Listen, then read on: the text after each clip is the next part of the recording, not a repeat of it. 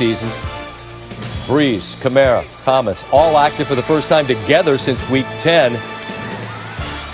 This guy right here, Deontay Harris, was massive for them on third down. That's a third and 8 first down. Breeze goes over 5,000 in his postseason career, 7th to do so in NFL history. This is the first touchdown of Michael Thomas's season. If you took him in fantasy, you know. It was kind of a lost year. Saints lead 7-0. Mitchell Trubisky. What are we doing here? We're getting fancy. Reverse. We're running all kinds of nonsense. Yes. Oh, it's going to work. Javon Wims is wide open. Touchdown, Bears. Me and my guy Stanford Steve were with the good folks at the Cleveland Park Bar and Grill, and everyone in the place was screaming, "Ow!" I was coming up from downstairs. I'm like, what happened? That's what happened. Drops a sure touchdown. Now it's 4th and 4. They go for it, and Trubisky cannot get to the sticks. Bears drop a touchdown, then turn it over on downs. Now, the Saints' offense wasn't exactly cooking, so they could afford to miss a chance, but obviously that was going to come back to bite them. Taysom Hill, Saints, man, they got a sweet tooth for that dude. Sean Gibson hits him. John Jenkins is there. I don't think this hit the ground. That makes it a pick, I guess, right? Fumble, pick, whatever. Called a fumble, officially ruled a fumble. Bears would get a field goal. Get a field goal after the turnover. Look, the longer this is close, you saw it happen with Minnesota last year, the more it gets a little bit harder to find the air if you're the Saints. That's a 3rd and 4. That's a big 38-yard gain on third down to Thomas. 4th and 3. Story of the weekend. It really is. We saw it happen to the Colts on a 4th and 3 late in the first half against Buffalo. And here, hard count from Hill. Chuck Pagano was cussing. I don't blame him. Now it's 2nd and goal, and this play's not going to work until it does. Breeze under pressure just flips it to Latavius Murray. You do something with it. He does. Murray, his job is to block 52. That's an important job. Once he failed at that, he succeeded at the other thing. Up off the deck. That's exactly right. Play's still going. Play to the whistle, and the whistle was a touchdown. 14-3 Saints lead. 3rd and 4. There's that guy again, 11, Harris.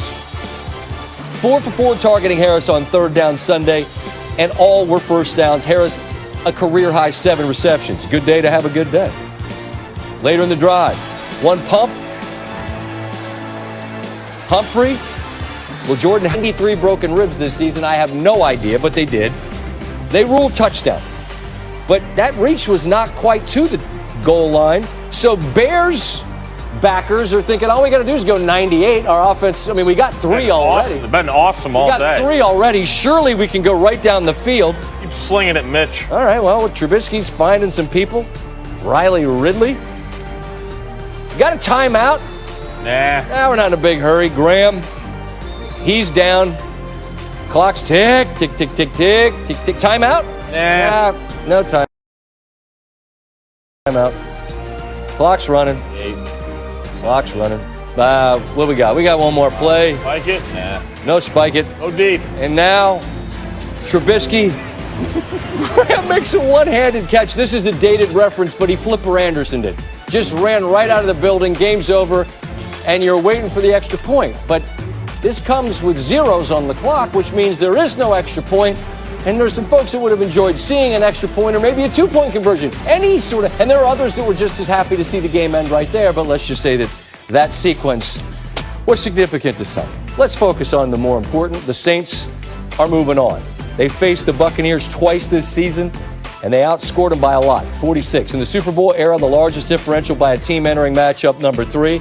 You'll notice that the 3 other teams with similar season sweeps were unable to win the playoff game. Drew Brees on facing Tom Brady for a 3rd time.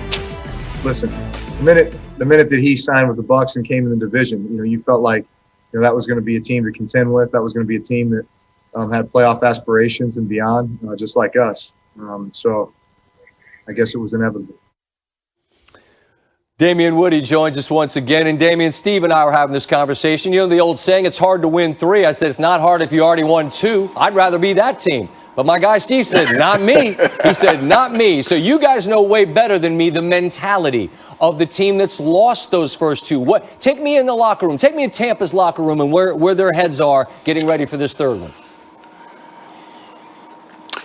Well, Scotty, they haven't played each other since November the 8th. I mean, Tampa is a totally different team. That's over 2 months ago. So if you're the Tampa Bay Buccaneers, you're feeling pretty good right now because offensively, you're not the same team that the New Orleans Saints saw the last time. Tom Brady is a lot more acclimated in this offense. Antonio Brown is better. All these other, skill position players are a lot better. Chris Godwin is playing better. Rob Gronkowski. So Stanford Steve is right, man. Okay, it's very hard to beat a team 3 times in a season. I like the Bucs in this game. Okay. You know what I want to know? Can you play that piano? Big, soft hands. Come on. Can you play that thing?